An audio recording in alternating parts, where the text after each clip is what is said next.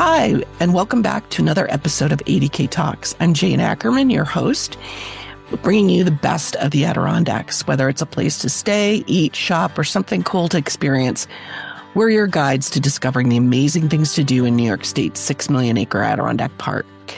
Today, we're exploring an innovative event and experience in Ticonderoga that combines public art, community transformation, and history. Our goal is Nicole Justice Green. She's the executive director of the Essex County Land Bank, and she's here to talk about Walls Between Waters, a very neat, very cool public art installation in historic Ticonderoga on the shores of Lake Champlain. It's up in listener, if you're not up on your Adirondack geography, that's in the northeastern corner of the Adirondacks. Nicole, welcome to ADK Talks. Thank you so much for having me, Jane. Well, when I first learned about this event, I was really intrigued. So if you could, to start us off in your own words, what is the Walls Between Water initiative? So the Walls Between Waters initiative really started about 24 months ago, during the time in which Ticonderoga received a $10 million grant from New York State called the DRI, or the Downtown Revitalization Initiative. We're actually I still think, the smallest municipality in New York State to receive this funding. And it's right on the cusp of the 250th anniversary of the American Revolution, which is pretty significant to Fort Ticonderoga. And in the Downtown Revitalization Initiative, public art was extensively discussed. It ended up not being funded.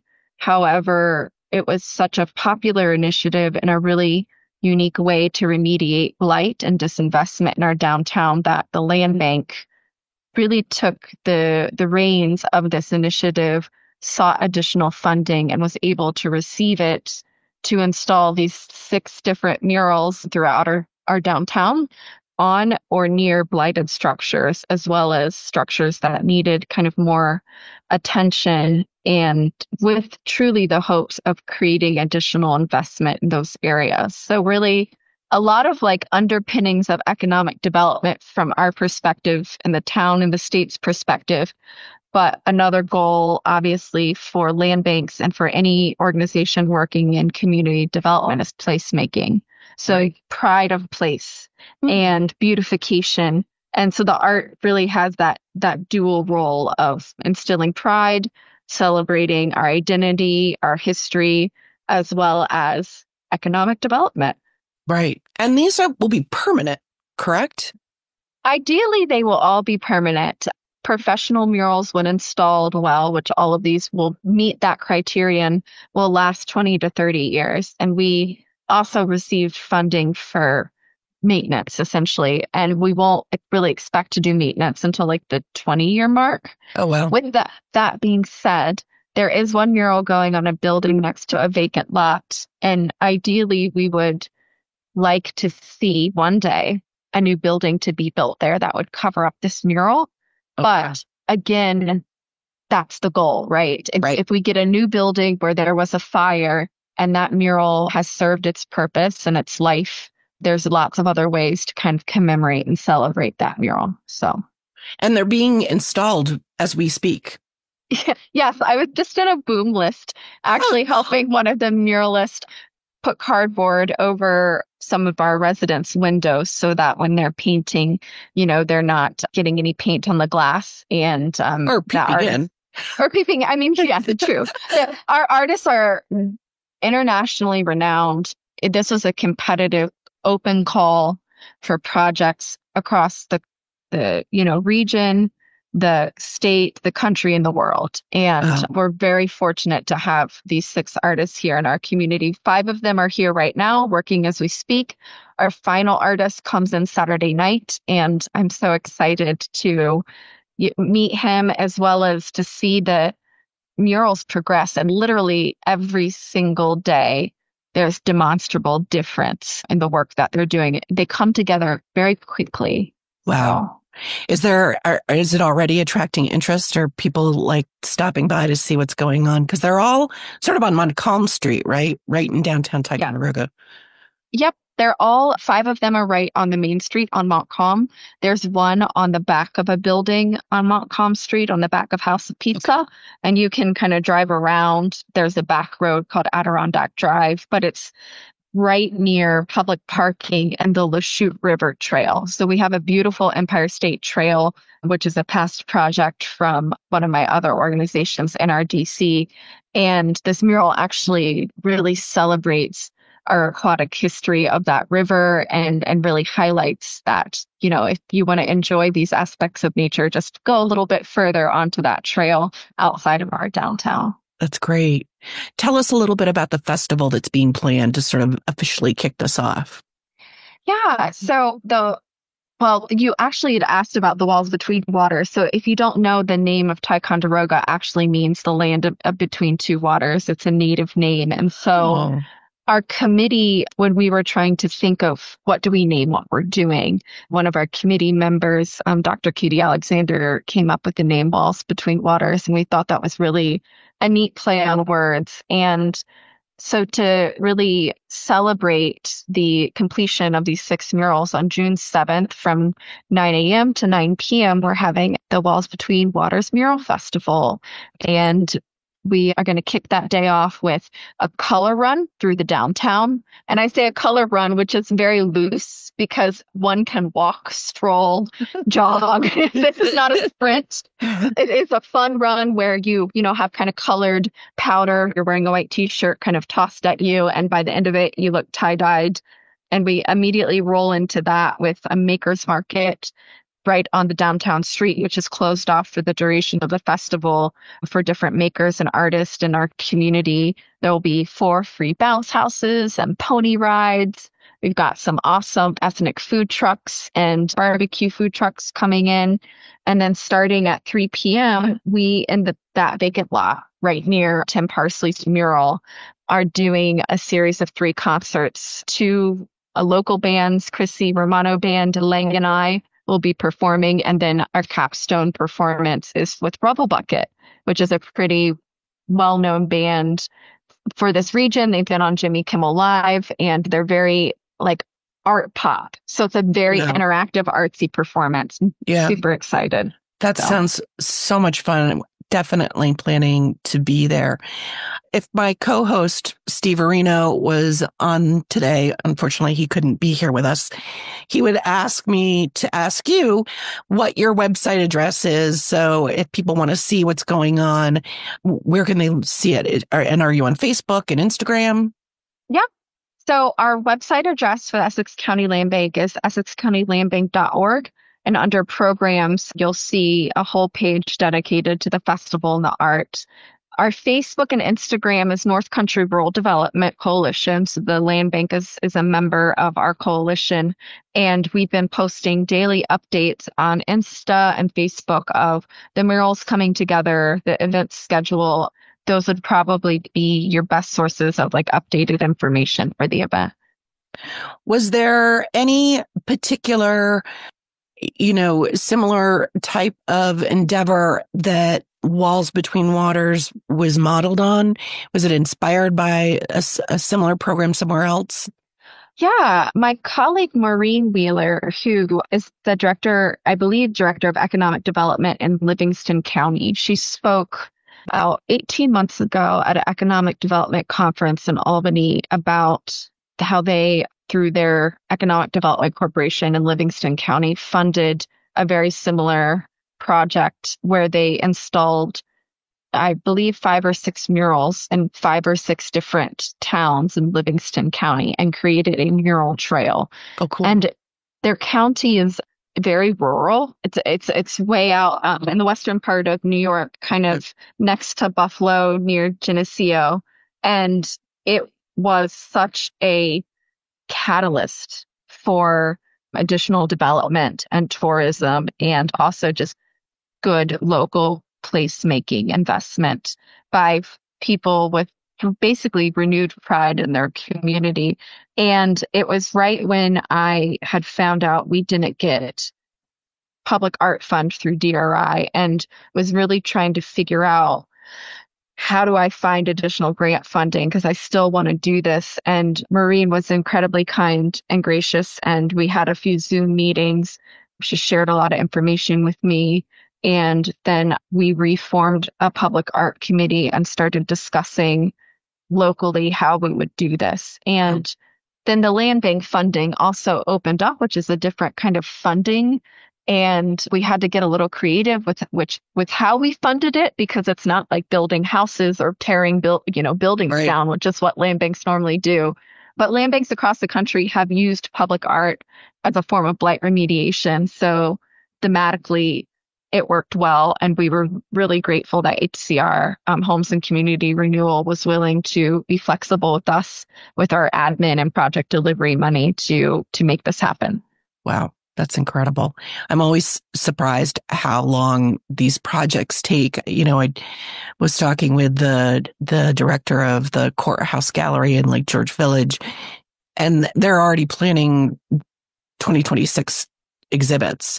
Or I was at the Hyde exhibit, and they were saying, at a minimum, their exhibitions are like 2 years out. So this actually sounds like it came together really quickly. And you said that a call went out for artists, and it's quite an eclectic group. I mean, you have somebody coming all the way from Brazil and LA and Indiana. How did you select the artists? So we were very smart in that we hired a public art consultant to help us. Her name is Alex Hall, and she is the owner of Alex Hall Public Space Consulting and an artist herself. She actually is the same consultant that Livingston County hired. Okay. So we did a request for proposals for a public art consultant. We had a number of replies. Alex was the most available and cost effective for us. And then she worked with our public art committee, did multiple site visits, walked the downtown, identified buildings that would work well. We put out a call for our local property owners to see if they wanted to participate and get a free mural. Then once those sites were selected, we put together with Alex a description of the history of our town and what mattered to us. We had 2 public meetings where the community could come and learn about public art, the benefits, and vote on what themes they wanted in that brief. And then we also had a online public art survey that was active for like 6 months to really get strong feedback.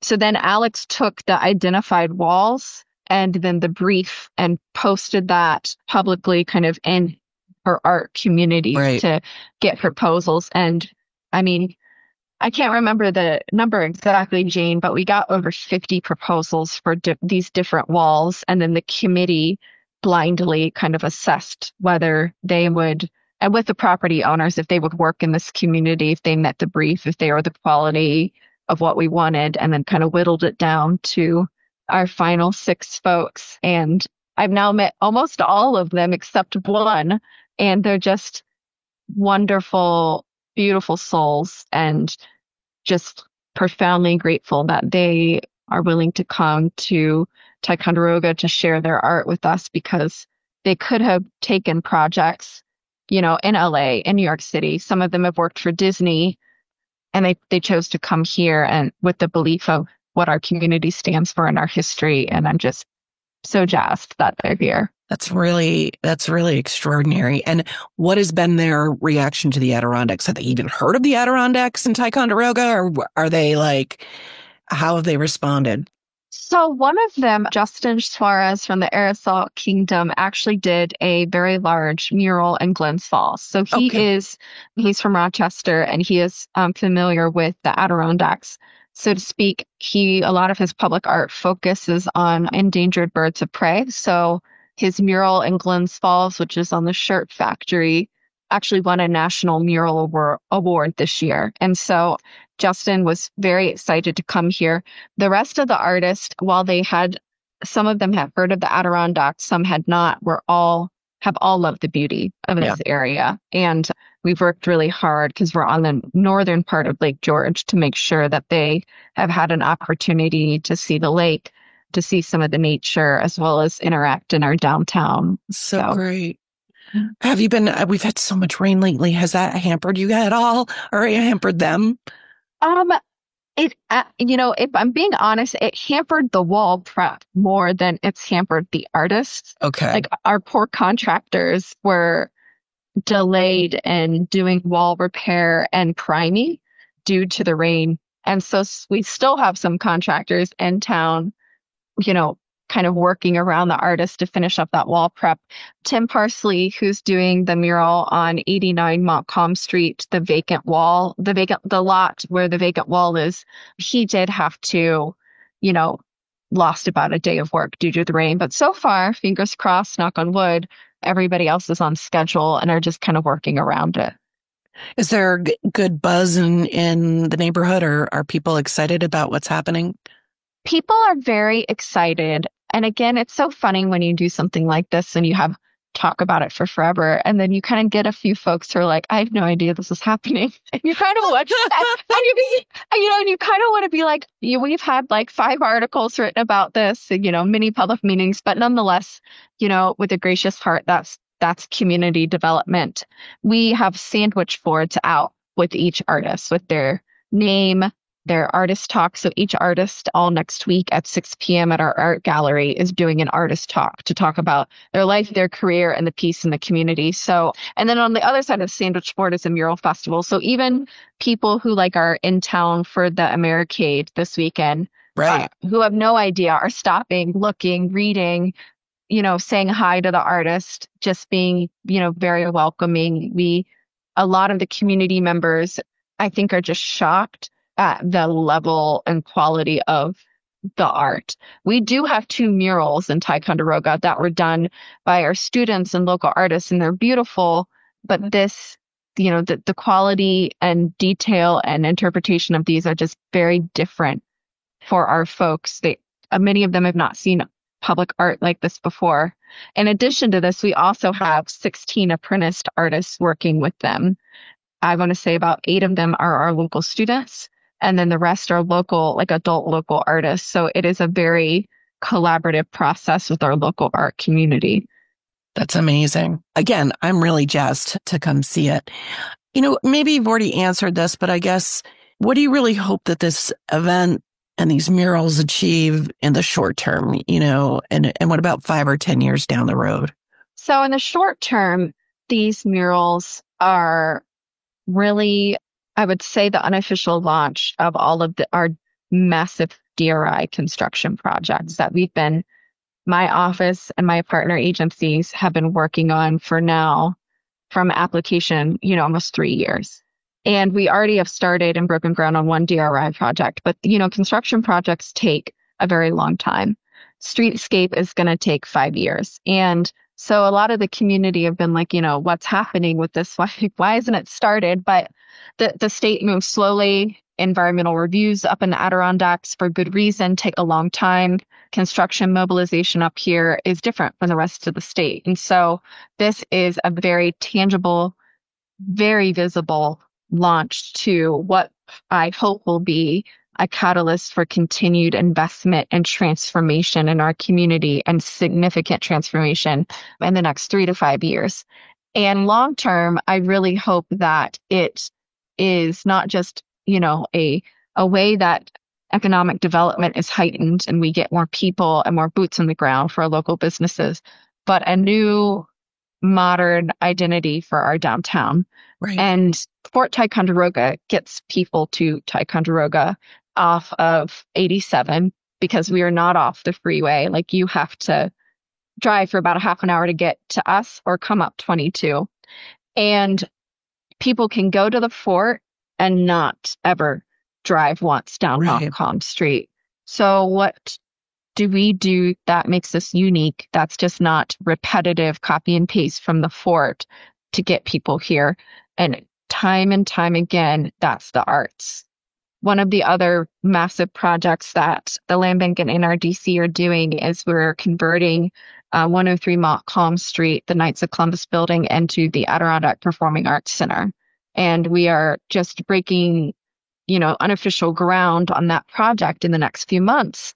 And so I'm really hoping that long term our downtown will continue to kind of be rebranded in a lot of ways as an arts district that will keep people here, keep our community here for a lot of those really intrinsic events that we travel down to Lake George or Glens Falls for, because we don't have that in our area, or Lake Placid for that matter. So, we're traveling an hour to kind of go to a show or go to a concert.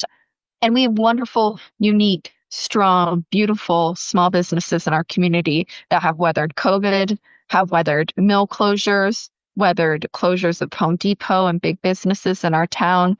And if we can get more foot traffic and keep people here longer who are going to shop, eat, dine, and stay, then that's only going to benefit them. And that's really at the core of, my personal heart or motivation of who I want to be helping in this. Yeah. That's great. Ticonderoga is, as you mentioned, very historically significant because of the fort, because of the role it played in colonial times and in the Revolutionary War. But the downtown's charming. I mean, it's great to see communities investing and doing such creative thinking on how they can bring more people in. I would be remiss if I also did not mention the original Star Trek series tour in Ticonderoga, which is incredible. And I don't want to get off on a tangent. We've gotten this far in this podcast before I got off on the first tangent. But that's a really great reason to visit downtown Ticonderoga too. And even if you're not a Star Trek fan, the attention to detail and the artistry that it went into that is really incredible too. It's really kind of a museum piece, a pop culture museum piece. Okay, I'm sorry, I digress. We love Star Trek. Actually, my office my office window, we're right across the street from Star Trek. So its owner and operator, founder, so to speak, Jim Cawley, definitely has a strong heart for community service. And we are profoundly grateful that he's here and that he continues to stay here and invest here. So I think he just got the Batmobile too. Did I read that somewhere? Yes. And he's working on a Scooby-Doo van, which I am very excited to see. That's so great. Oh, that's great. Listener, we'll put all this in the show notes with links so you can read all about it. It really is an incredible and fascinating story, but we're not talking about that today. We're talking about murals. Are there, plans for any more public art installations in Essex County or anything sort of on the horizon? Yeah. So, I've got some unofficial word that we're going to be able to leverage additional funding to do this again next year. And we're trying to decide.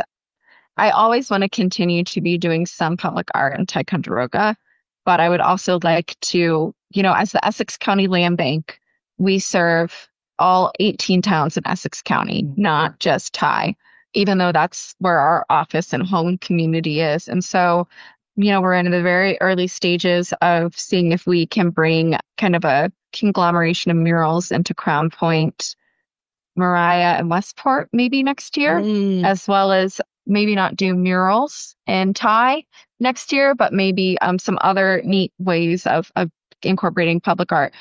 Maybe not sculptures. Sculptures are a hard thing to fund statewide because they're not permanent. But there's some neat art that I've seen in Burlington where they have professionals paint kind of like electrical boxes. And we're also going to be doing streetscape through DRI. So looking for functional public art to really highlight those additional state investments. So that's very cool. If listeners are inspired, how can they support the Essex County Land Bank or get involved in future projects? Please reach out on our website, shoot us an email, shoot us a message. We're always looking for volunteers. If you're in some of those home communities and you have blighted properties, you're looking to, kickstart your own community revitalization, we definitely have some resources to help you. The Essex County Land Bank does accept donations. We're pretty well funded, though, by New York State, which is beautiful. We look a lot in our donations for property donations. So if you're an owner who has a blighted property and you just don't know what to do with it, that I would love to have conversations with you about helping you with that blight remediation. And I would say if you want to get involved in public art and want to support it in a financial or meaningful way, look at your local arts organizations and look at your local galleries, because those are the partners that we then work with and kind of try to loop programs like this with. And I would be super remiss with not recognizing the Thai Arts Gallery that has been in business for over a decade. It's a local nonprofit. The Essex County Arts also helped fund the Mural Festival as a sponsor, which we're very, very grateful for. And then our local school teachers, Brittany Shaw and Jana Geisel at Ticonderoga Central and Crown Point Central, their students are our apprentices, and just profoundly grateful for their support. It really is interesting, the development that's going on in that area. You mentioned Westport. The Depot Theater is a really great asset, and it's been around for a while in the region. But I think it's called the Mill, which is an old mill that is now an art space and performance space and bar and restaurant too. That's gotten a lot of attention, and it's really exciting to see a lot of these towns that may have been mill towns or, paper towns, sort of getting a second life, if you will. It's really awesome. Awesome. Okay. A great job. I didn't even have to tee up a lot of these questions. It's been great. Is there anything we missed that you want to talk about? My biggest concern about Waltz Between Waters is that people don't know about it, that we're not going to have a lot of people show up on June 7th. It's totally free. The only thing people are going to have to pay for, if they want to buy art or buy their own food, but the concerts are free. The bounce houses, the face painting, the pony rides, everything is free. This is a gift back to our community and our county, and just a celebration, of community, really, of community and art and creativity. And it's very evocative that you mentioned the mill towns getting a second chance at life and identity, because we are very fortunate. We still have a paper mill, and I sincerely hope and pray that Sylvamo stays and doesn't pull out. But the reality is, there's a good chance that may happen, maybe not anytime soon, but in the next 20 or 30 years. And it's very important from economic development perspective that these communities have multiple revenue streams, have an identity separate from their major employer, so that they remain resilient, because we owe that to our future generations and our children to be making decisions and responsibly, because we really aren't going to see a lot of the seeds of some of these major decisions that we're making in our professional life or our lifetimes. It's going to be our kids and our grandkids. And I certainly, it's not lost on me, that privilege and responsibility. And I want to make sure that my children continue to be able to live here and thrive here, and not just mine, but their friends and their grandchildren. So we in the Adirondacks have to be creative, and we have to be forward thinking, and we have to be responsible, given that stewardship we have of the park, but it limits our development and our employment opportunities. So we have to be more creative than the rest of the state.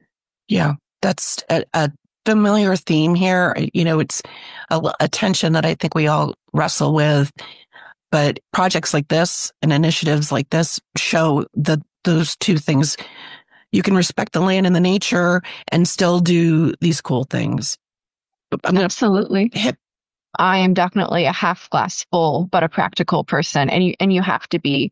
We're on borrowed land. This is native land. And a lot of the St. Regis and Askenazi, when they make decisions like that, they make it for 7 generations. They literally, that's part of their culture. And so I'm what? That is something that we should be thinking about, and encapsulates the spirit of the park really well. And sometimes environmental conservation and economic development butt heads, but I don't think that is appropriate approach. I think it's just the practical approach of 7 generations. But how do I apply that and that stewardship to economic development with what we have now and hope to continue to have in our communities? So let's just circle back again to the event, which is happening on the 7th. I mean, it's totally free, right?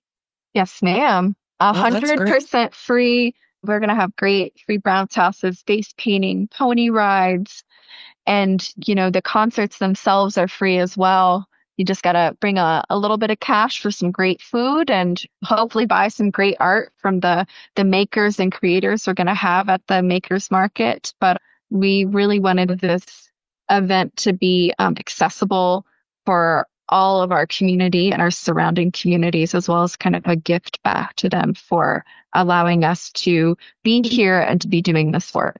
It's really an honor and a privilege. Awesome. And listeners, if you want to check the show notes, we'll put links to all this stuff in there as well, so you can check it out on your own. All right, Nicole, before I set you free, we end every episode of the podcast by asking our guests to tell us about their favorite place in the Adirondacks. And it can be anything. It can be, you mentioned a trail, it can be a place to ski, wind chill factory, ice cream, vegetable stand. It could be anything. We often put it like this, when people come to visit, what's the one place that you're like, oh, we have to go here, or you have to check this out? And people have a hard time sometimes just naming one. So if you've got two, that's good. But we like to give our listeners a little insight tip. There's a little insight tip. All right. Well, so I was not born in the Adirondacks. I was born and raised in Virginia Beach, Virginia, and I loved the ocean, surfer my whole life. So moving up here away from the ocean at first was very hard, but what has made it a lot easier is these beautiful lakes, rivers, streams that we have, which is also very novel as a beach girl who didn't grow up in mountain rivers and streams. And so one of my very favorite places is actually in the town of Jay, and I do a lot of work up there. And right near their covered bridge is, on the Ausable River, a really cool kind of swimming pool and rock area that you can park your car, go down to with your kids and go swimming. And it is really, truly magical and 110% free. Oh, that's great. I love myself a good swimming hole, especially in our hot summers. And I love nature, which is what makes living here so rewarding and heartwarming. So if you guys get a chance to go to the tippy top, Essex County, stop at the town of Jay and head up to Upper Jay and see that beautiful covered bridge and go for a quick swim. Oh, fun. That's cool. I have not, that's a new one to me. So thanks for sharing that. Well, this has been a real pleasure. I hope to see you on the 7th and wish you the best of luck with this initiative. Thank you so much, Jane. I'll be running around with the boss lady hat on.